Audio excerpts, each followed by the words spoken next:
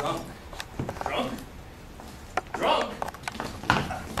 Help! Help! Cassio, I love thee, but no more an officer of mine.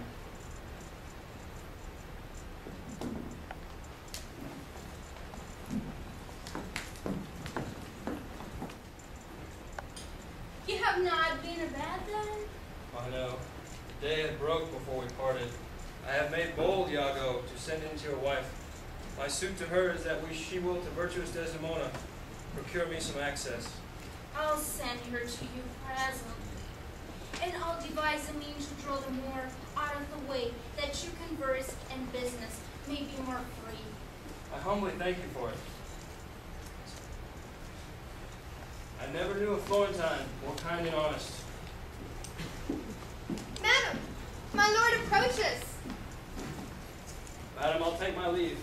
Well, stay and hear me speak. No, not now. I'm very ill at ease. Well, do your discretion. I like not that. What dost thou say? Nothing, my lord. Or if I know not what. Was that not Cassio that parted from my wife? Cassio, my lord. No, sure, I cannot think of it, that he would steal away so guilty-like, seeing you coming. I do believe 'twas he. Well, how now, my lord? I have been talking with the suitor here, a man that languishes in your displeasure. Who is it you mean? Why, your lieutenant Cassio. Good, my lord, if he have any grace or power to move you, his present reconciliation take. For if he be not the one that truly loves you, that errs in ignorance and not in cunning, I have no judgment in an honest face. I prithee call him back. Went he hence now? Yes, sooth, so humble that he left part of his grief with me, to suffer with him. Good love, call him back. Not now, sweet Desdemona. Some other time. Well, shall it be shortly? The sooner sweet for you. Shall be tonight at supper. No, not tonight. Tomorrow dinner, then. I shall not dine at home. I meet the captains at the Citadel.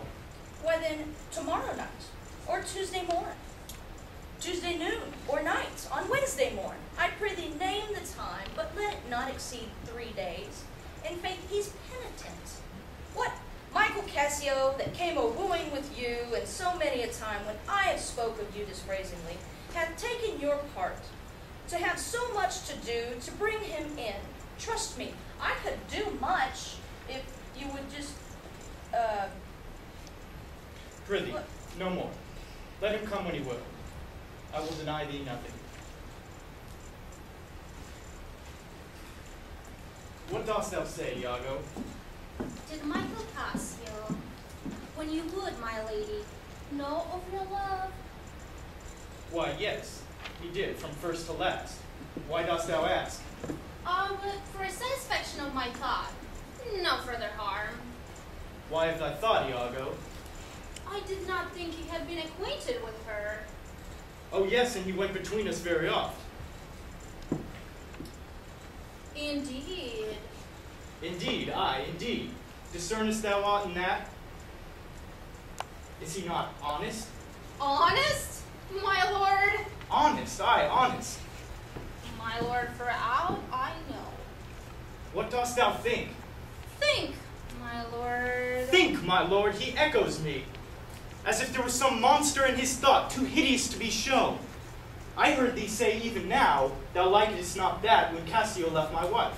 What didst thou not like? And when I told thee he was of my counsel, in my whole course of wooing thou criedest, Indeed! And didst contract and purse thy brow together, as if it had shut up in thy brain some horrible conceit. If thou dost love me, show me thy thought. My lord, you know I love you. I think thou dost. And for I know thou art full of honesty, and weighest thy words well before you give them breath. Therefore these stops of thine fright me the more. For such things in a false, disloyal knave are tricks of custom, but in a man that's just, they are the close dilations working from the heart that passions cannot rule.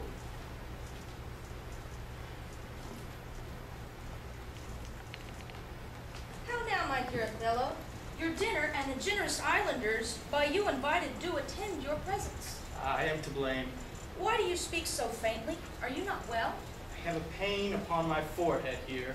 Faith, that's with watching. 'Twill away again. Let me bind it but hard. Within this hour it will be well. Your napkin is too little. Let it alone. Come, I'll go with you.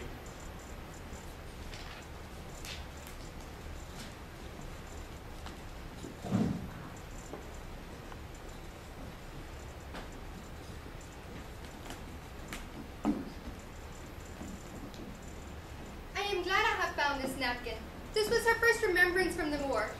My wayward husband hath 100 times wooed me to steal it. What will he do with it? Heaven knows, not I. I, nothing, but to please his fantasy. How now? What do you here alone? Did not you chide? I have a thing for you. A thing for me? A common thing? Ha! Oh, to have a foolish wife. Oh, is that all? What will you give me now for the same handkerchief? What handkerchief? What handkerchief? Why, that the Moor first gave to Desdemona, that which so often you did bid me steal. Hast thou stolen it from her? No, Faith. She let it drop by negligence. Good. Give it to me. What will you do with it, that you have been so earnest to have me filch it? Why, what's that to you? Be not known it. I have use for it. Go. Leave me. I will, in Cassio's lodging, lose this napkin, and let him find it. Trifles light as air are to the jealous confirmation strong as proofs of holy wit. This may do nothing.